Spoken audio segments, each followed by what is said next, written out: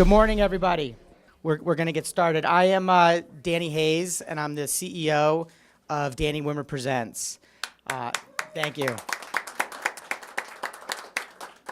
And with me are some rather familiar faces in the city. We're very honored to have the mayor, Greg Fisher, with us, Karen Williams, CEO of the CVB, one of our favorite chefs, Anthony Lamas, and of course, the great Fred Minnick. So we're honored to have everybody, and we want to thank you all for coming out. There's a couple stories that I'm going to tell, and then I promise it's the last time I'll retire the stories, but because you've heard them before. But they're full circle stories, so I want to tell them one more time. When we first came to Louisville, it was not to do a festival, and it was definitely not to announce a 10-year plan or an investment of $200 million. That was not on our minds. I think there's a saying here that says anything's possible. I'd like to change it to be careful what happens when you come to Louisville. When I first came here with Danny Wimmer, we were learning about bourbon. I didn't even like bourbon. And Marty and Mike, I know I tell a story every time, and then I'll retire it, but Marty and Mike, who are the very first two people in the city to embrace us, were with me when I ordered vodka tonic.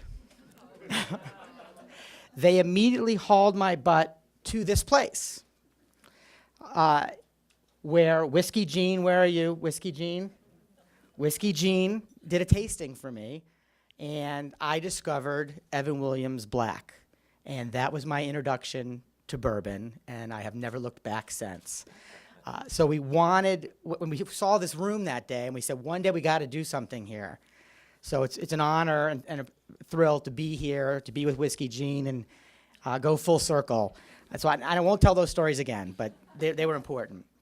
So I wanted to tell you where we're at today. Last year, for 2017, we did 110,000 people between the two festivals. Bourbon Beyond exceeded our every wish. We think it was a great success for a first-year festival. The partnerships with the bourbon, with the restaurants, with the community have just been terrific.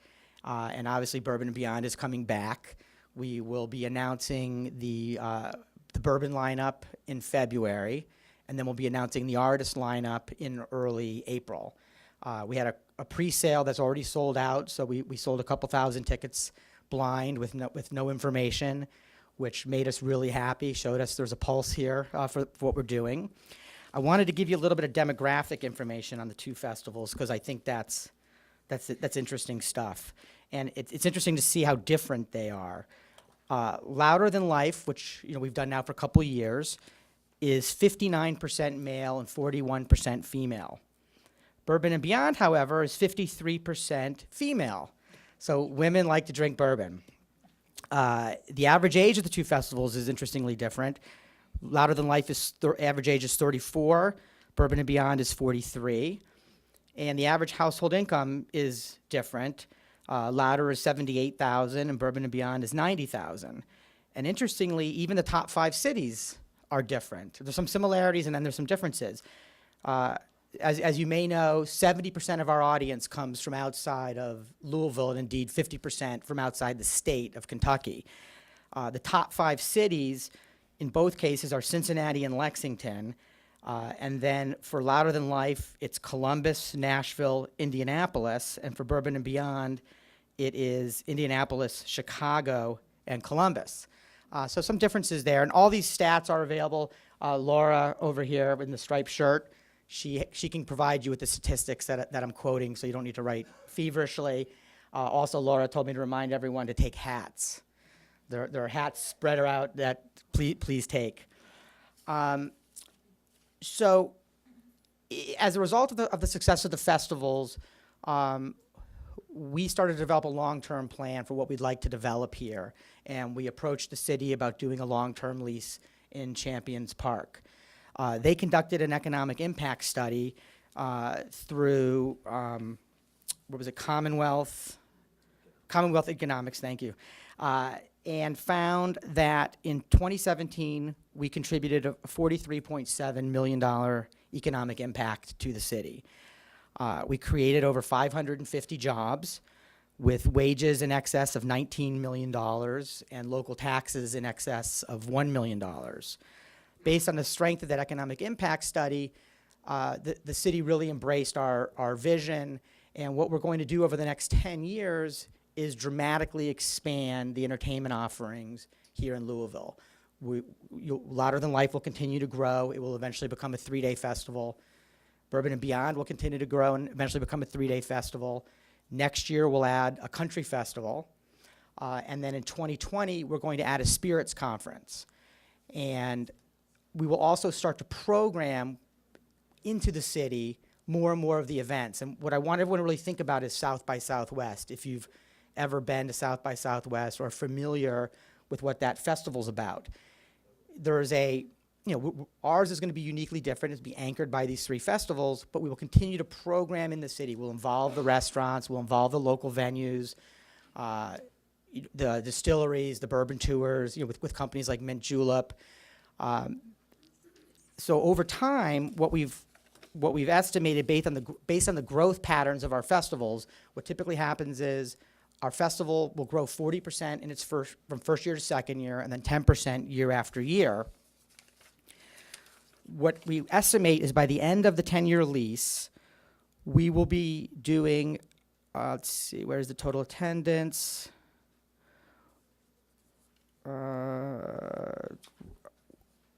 Where's the total attendance on here, Laura? I don't see the total, though. Do you have what the total is?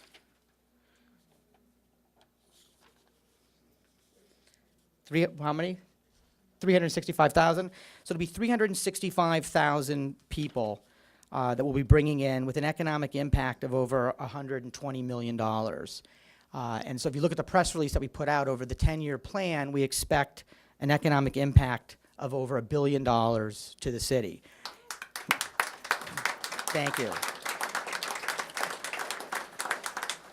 And that may sound like a lot, but we looked at South by Southwest's economic impact study to get the comparison. And South by Southwest started off as a 700-person event in 1986. Today, it's over 450,000 people with an excess of $320 million economic impact. And I just felt that was an important fact to look at and say, what we want to build here is not pie in the sky. We think we have found Austin, Texas, when Austin, Texas, and South by Southwest were first growing up. And we really want to be to this city what South by Southwest has been to Austin. We cannot be more appreciative or more grateful that the city has allowed a couple guys from Los Angeles to do this here. We're going to open up an office here. We're currently looking for property. We will be announcing our first couple employees here in Louisville. We're looking at some acquisitions here. We're going to be buying a warehouse here. We are going to become part of this community, so you won't feel like these LA guys have invaded. We love it here, and we just really want to thank everybody. Now I'm going to like to bring up Mayor Fisher, and again, thank you, everybody. We greatly appreciate it.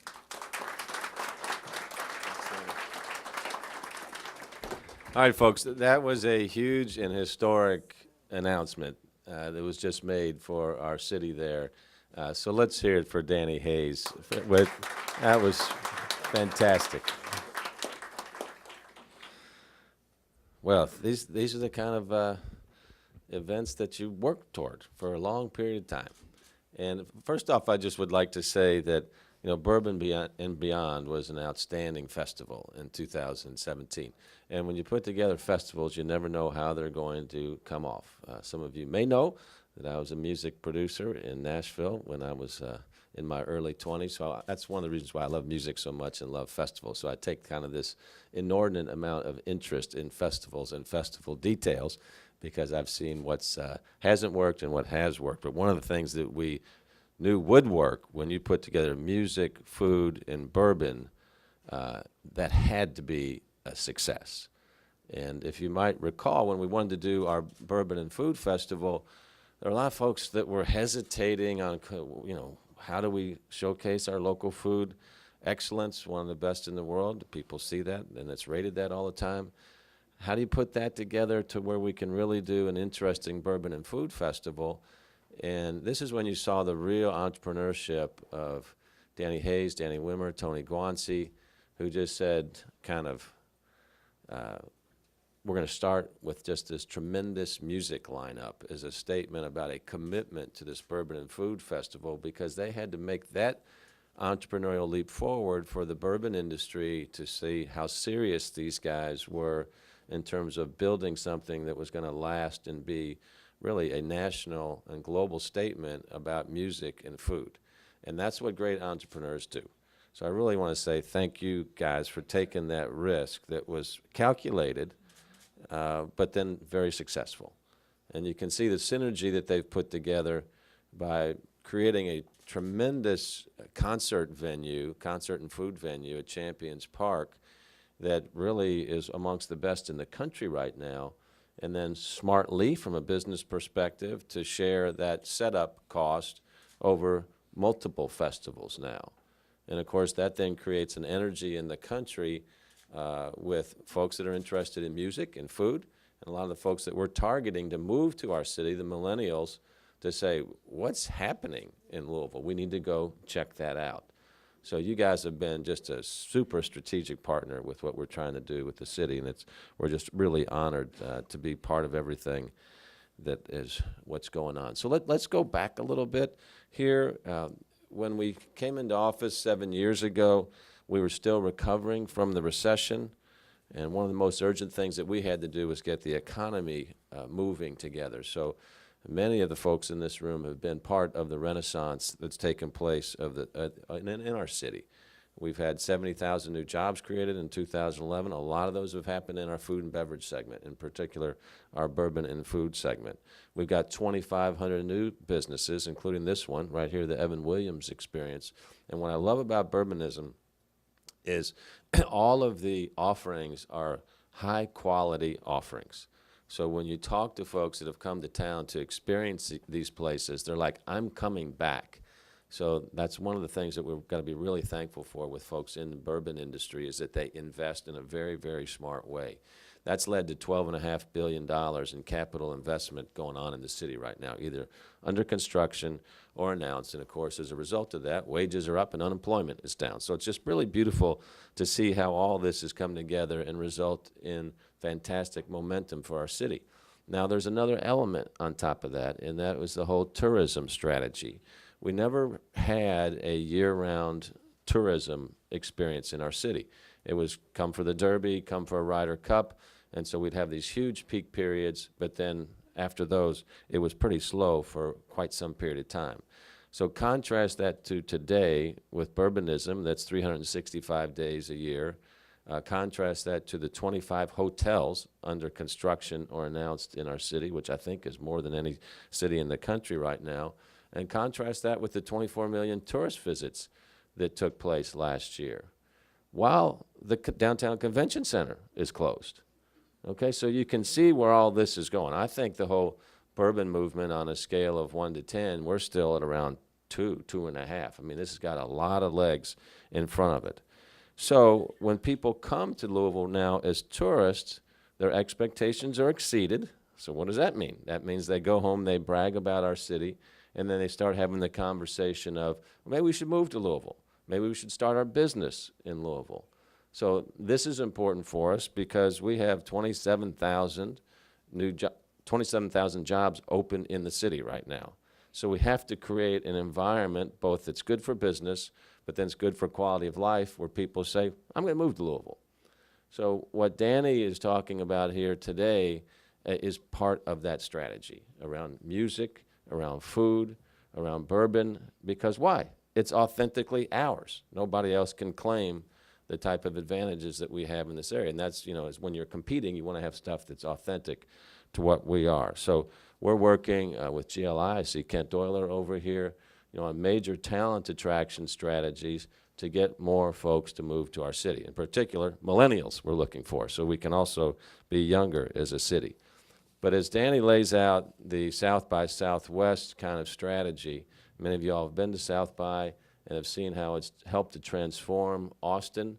So to see us on the beginning wave of something like that with the tremendous partners that we have at Danny Wimmer Presents, it's a very important day for our city that you'll see play out for quite some time.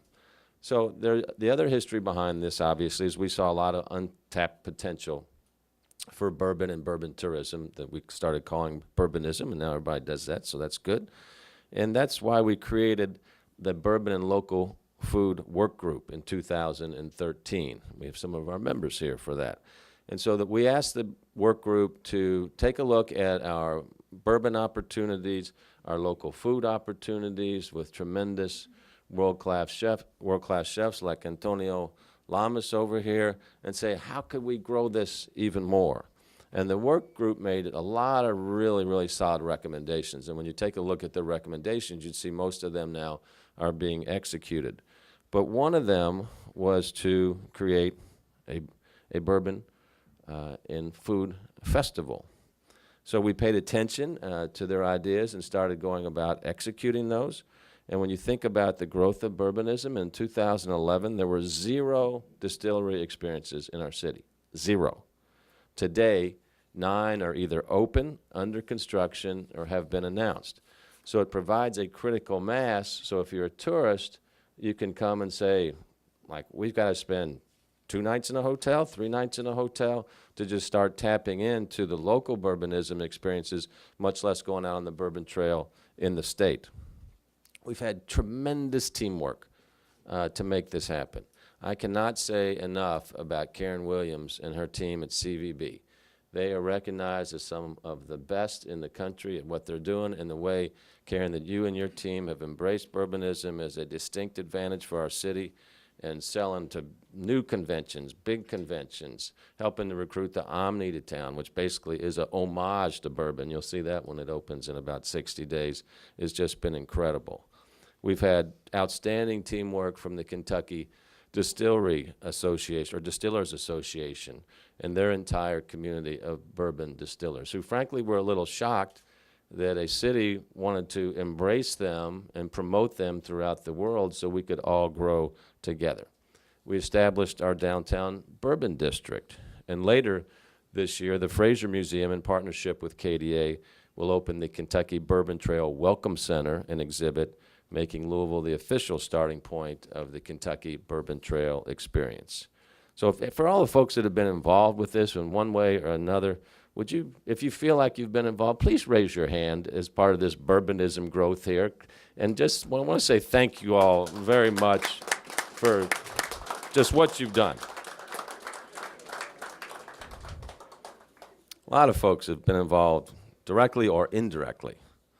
Luckily for us, Danny Wimmer Presents stepped up to really be a critical partner. I've commented on that before. Danny Hayes, Tony Guanci, I saw him over here on the sign, and of course Danny Wimmer as well.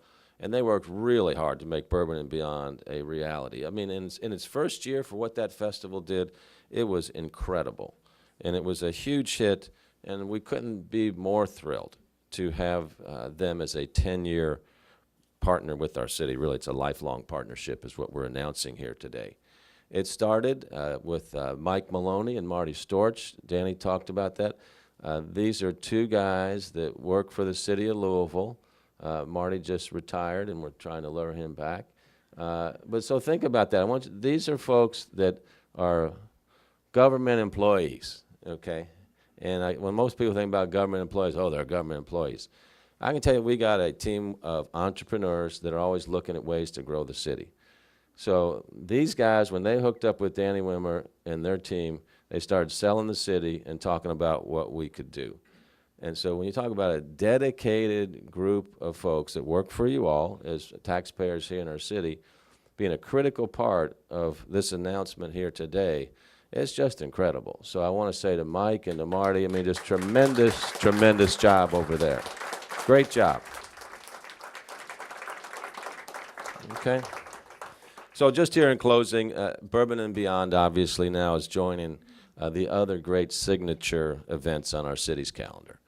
Kentucky Derby, Forecastle, Louder Than Life, their sister festival, Idea Festival, St. James Art Festival, and many, many more. And the bourbon industry, it continues to grow. When you look at the spirits market, here's the other issue, is that bourbon has 10% of the global market share of Scotch, the other big brown spirit category, or brown spirit competitor. So a lot of people think, oh, bourbonism can't grow anymore. Think about that. If you're a business and you just got 10% market share, and now you've got all this momentum with bourbon and bourbonism, we can double the size of the bourbon market share and still only have 20% of the global market share for brown spirits. So when somebody thinks that they're saying to you that, oh, we're tapped out, they don't know much about business. We're just getting started. Okay, thanks everybody. Congratulations.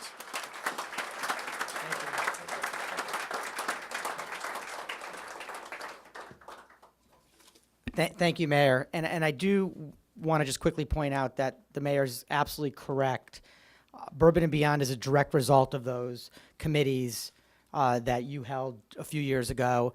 And it was when the mayor showed us those reports that Danny looked at them and, Danny Wimmer looked at him and said, hello, we'll do it. So those committees paid off, and the mayor could not be more right about the incredible team that really he has put together and that have taken on his spirit of growing the city. And the next speaker couldn't be more in line with that. The CVB has been a tremendous partner of ours, and Karen Williams has become a very dear friend, so I'm honored to introduce Karen.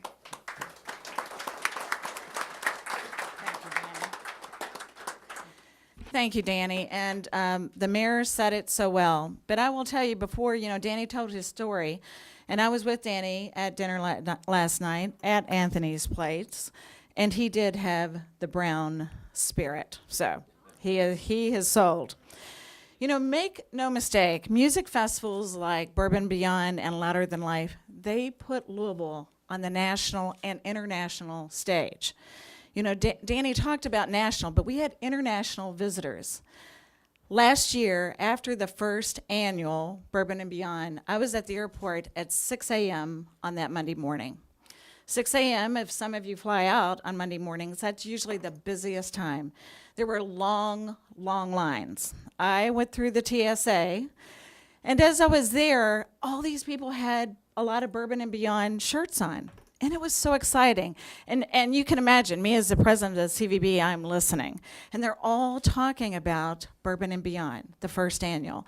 I mean, I know the mayor is proud, but I was so proud. But here's things that they were saying, which was the hope of Danny and Danny. They were talking about the festivals. They were talking about Louisville and the restaurants. But they were talking about, they went out to the Kentucky Bourbon Trail. And that was the hope of this team.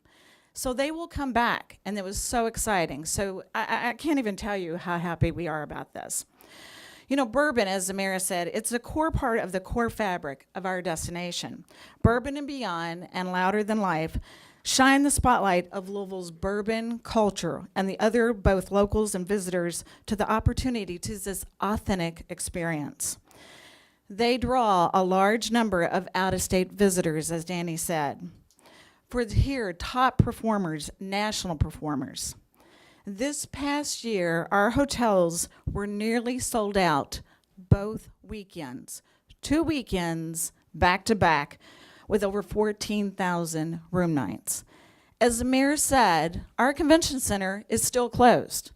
And I remember when the mayor and I and other city officials, when we said we were closing the convention center, people were nervous. But we knew if we could partner with people like Danny and Tony, that we would be successful. And I'm so happy to say that the Bureau's past year and this year, our budget has been flat. Flat's good. We've got a closed convention center. But because of these type of festivals, you can imagine once that convention center opens.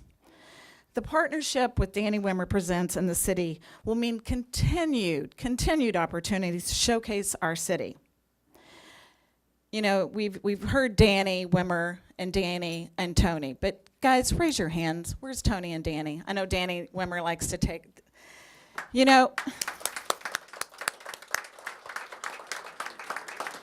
as I look to the three of you, You have my commitment as a partner and as a friend, and as Danny said last night, family, for the next 10 years to help you make this a continued success. Thank you, gentlemen.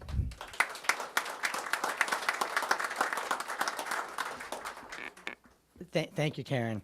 One thing that I also just want to point out is how proud we are to have found a really underutilized piece of property in Champions Park. I'll never forget, driving around with Mike Maloney looking for property, and Danny goes, "What's that?" And it was just this field of weeds that Marty likes to say were taller than me. And Mike goes, "Oh, you want that?"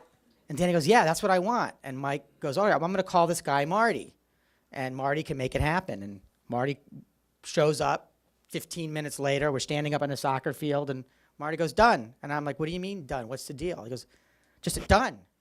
This is going to happen." And that's been the attitude of the city. And one of the elements of the deal that we're so excited about is we're committing $500,000 to make improvements to that park to really make it more functional and make it more usable. We only inhabit it for 3 weeks a year. The other 49 weeks, that's an incredible piece of property that this city should be very proud of. And we're currently taking bids now to start phase 1 of that construction, which will include a multi-use path to make the property more functional. We're going to be installing water fountains at the request of Louisville Water Company, which I also want to point out has been a tremendous partner of ours. And if they didn't let us use their property for parking, we'd have a whole different problem.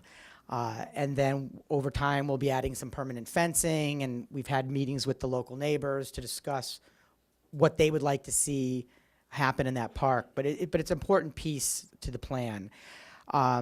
Last night, as Karen mentioned, we had an incredible dinner at our friend Anthony Lamas's place, Ceviche, and I think Tony, Danny, and I are now all officially addicted to the brie. So if you haven't been there, you need to have the brie. Anthony, thank you for hosting us last night, and thank you for being part of it. And it's my pleasure to introduce Anthony Lamas.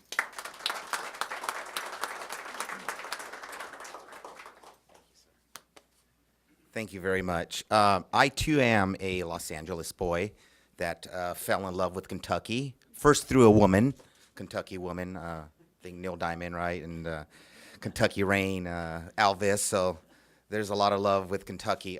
It's been exciting. I know when Mayor reached out to me, 5 years ago now, to be part of the committee, we were all dreaming about something like this, and to see this come together has been very exciting. For us, I know I can speak for the restaurant community, this has been huge. People come to drink bourbon and listen to music, and then they also want to eat places. So we have, as we know, and we're very proud of our restaurant community. So it's been great to see the economic impact that it does for the restaurant scene, and everything, and the excitement. I saw it growing up in California. My friends are texting me like, "What's going on with this festival? I see all these pictures you're posting. I want to get there next year." So I already have like 3 friends that have committed, and already I think they were on the early bird list of tickets. So that's exciting to see friends that I grew up with really excited about what's going on here in Kentucky. Because at first they were going, "You're moving where? Now what? Really?" So, I've been here since '94 and watched it grow. But if it wasn't for Kentucky, I wouldn't be possible, or my restaurant wouldn't be possible. So Kentucky has given back to us as they're doing to these festivals, as they're doing to the bourbon community. It's been great to watch this grow and be part of it. I came here and I felt like I was a small fish, or a big fish in a small pond. But when you think about this, what brings it all together is the craftsmanship, the art of music, the art and craftsmanship of being patient and waiting for that bourbon to be ready. That takes time. So that takes patience, that's passion. The same thing that we do as chefs and musicians and all the art fields. So to bring it all together is really exciting. And I know that I can speak for the chefs and people here in the community in the hospitality field. We're all very excited and thankful to Danny Wimmer and Danny Hayes and Karen and the mayor and Fred Minnick, all these people that have brought this together, and I'm just thrilled and super proud to be part. So I thank you, the people of Kentucky, for supporting us. Thank you very much.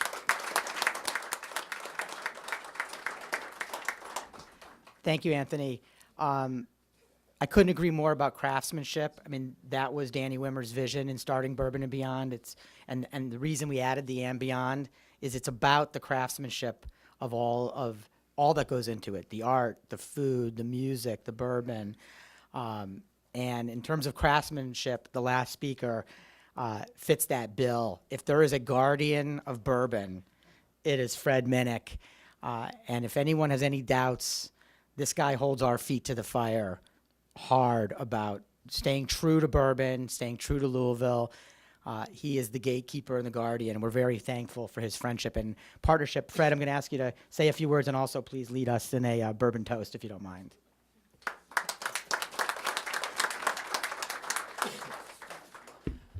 Everybody likes it when I come to the podium because they know they get to drink. So I want to take you back for a moment to the 1970s and 1980s. Bourbon was dead. No one cared about it. Vodka, tequila, rum, Scotch, cognac, they were doing well. But bourbon got no marketing dollars from their parent companies. But a lot of people had passion and a vision for bourbon to continue. One of those people helped create this place, the Evan Williams Bourbon Experience. His name was Harry Shapira. He also created Heaven Hills. His vision was the Heaven Hill Visitor Center in Bardstown. And he's somebody who had the vision for things like Bourbon and Beyond. He saw past the stagnant sales, the case sales of the 80s, and he saw the growth potential coming from overseas. And he believed in tourism, and he believed in the potential. So I think Heaven Hill, brands like this who help bring bourbon back. And now we're able to celebrate things like Bourbon and Beyond, which in the 1980s was unfathomable. Nobody cared about bourbon back then. Today, the master distillers actually have billing over real rock stars. Think about that for a second. We've always said master distillers are rock stars. Today, Fred Noe had billing over like Stevie Nicks last year. Like people, to put that into perspective, that's what bourbon has always wanted.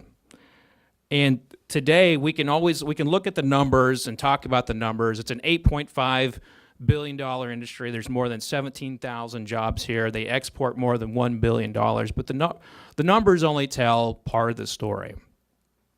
And people behind the scenes have a passion for this industry that goes back generations and generations.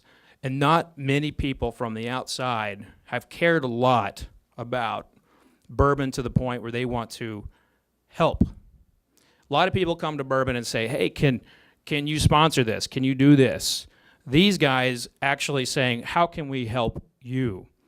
And I want to put this into perspective from a simple pouring, which is, when you take a bottle and you do that. It's a measurement in the drinks business. Case sales is how they measure volume. Between Louder Than Life and Bourbon and Beyond, they poured 600 cases of bourbon. 600 cases. That makes them the largest volume bourbon festival in the world. And I believe the largest volume spirits festival in the world. And to place that in terms of the responsibility arm, that's 100,000 pours, and it basically comes out to 1 drink a day per person. So this isn't like people are going and consuming, 5 shots at a time or anything. This is responsibility, and they practice responsibility throughout these festivals. That's something that's very important to them. And they're continuing that this year and next year and the years beyond because they believe in the community. They believe in bourbon and the growth of bourbon and what it means to Kentucky. Think about it. I'm able to write books about bourbon. I make my living by writing about bourbon. That was unheard of, from the 60s through the 80s. And now we have the Louisville Courier-Journal, who has a beat writer covering bourbon. Bailey does a very good job, by the way. We have people opening distilleries in places like Boone County. Raise your hand, Boone County. They're opening distilleries in Boone County. which was really an area that after Prohibition did not recover. We have families coming back into the bourbon business after almost 100 years. Peerless Distillery, raise your hand, bringing their family back into the business. We have all women distilleries coming into the game. Where's Jep the Creed? Where you at? Right way back there, Jep the Creed. They're out there off of in Shelbyville. So you have all of this growth, more than $1 billion, $1 to $2 billion of investment from the large distilleries, from the smaller distilleries, coming into Kentucky. $1 to $2 billion of investment in this state from bourbon and other distilleries. And what these distilleries are doing is bourbon-centric, but they're also making vodka. They're also producing barrels.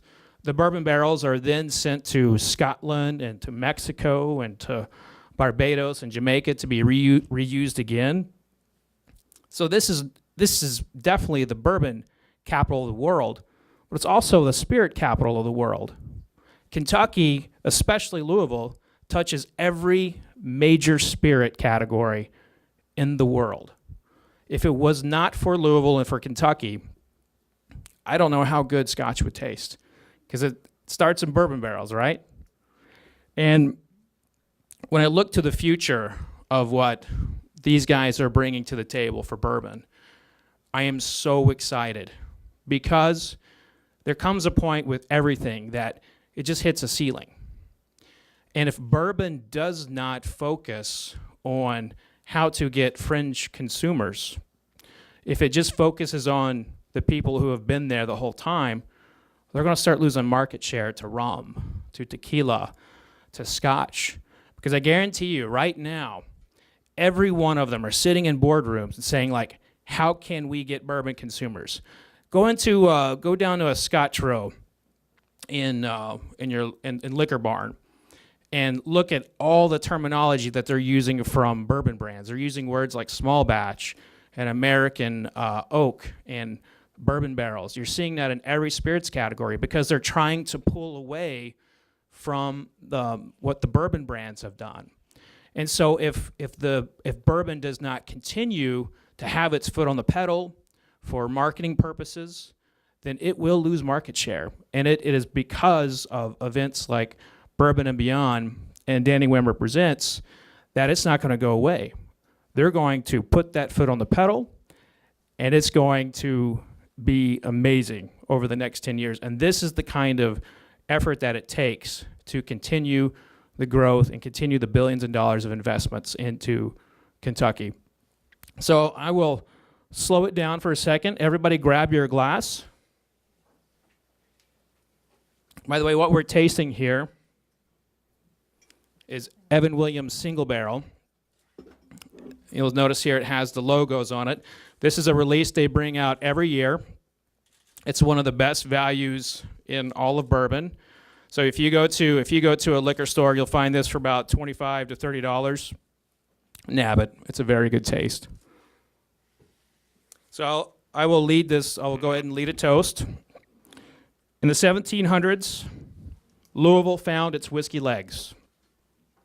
In the 1800s, Louisville thrived with Whiskey Row. In the 1900s, Louisville was a bourbon juggernaut. Today, Louisville is bourbonism. Today, Louisville is the spirit capital of the world. To Louisville, cheers.